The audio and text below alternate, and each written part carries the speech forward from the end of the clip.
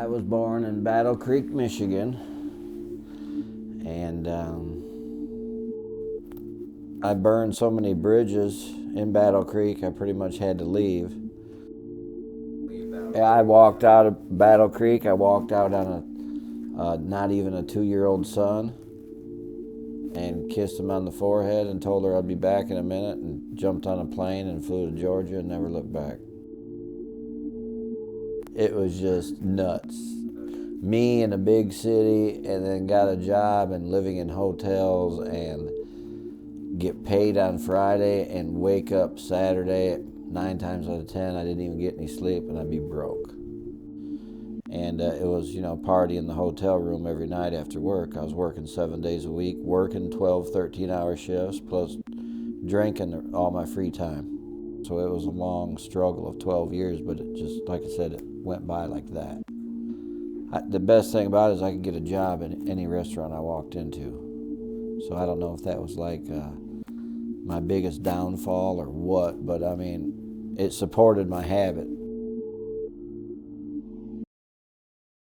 And I got a job and I got an apartment and all that. I did really good for Golden Corral. I was a meat cutter and stuff like that. But I was waking up at 3 o'clock in the morning just so I could drink enough beer to get to work so I wouldn't shake all day.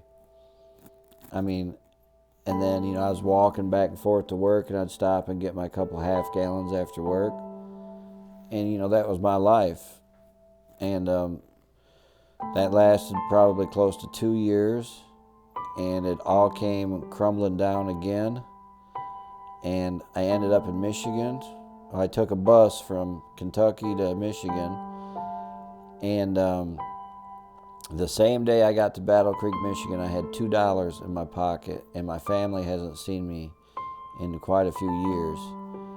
And I stopped at the first liquor store and got me a half pint.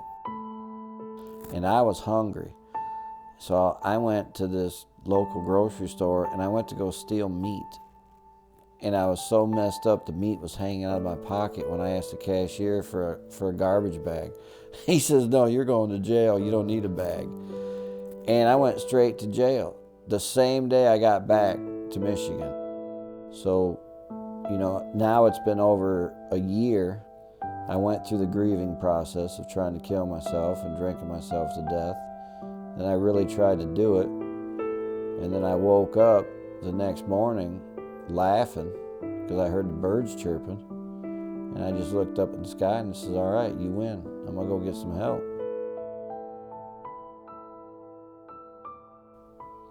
Now, I didn't realize right then and there that I was admitting that I was powerless over alcohol. I didn't know anything about AA or any of it. I didn't even realize I was confessing or turning my will over to God at that moment until I got here. Because my first step was, the Battle Creek Hospital, where I went through my detox, which was miserable. I was having seizures and everything, drinking a couple half gallons a day, nothing. They're all shocked that I was still alive. And that lasted about 72 hours, maybe a little bit longer. And they said, "We're going to give you an ambulance ride to a place called Pine Rest." I just happened to see a flyer that said, it was a little pie chart that said 70 or 90% of all men here who complete the program make it. Something like that.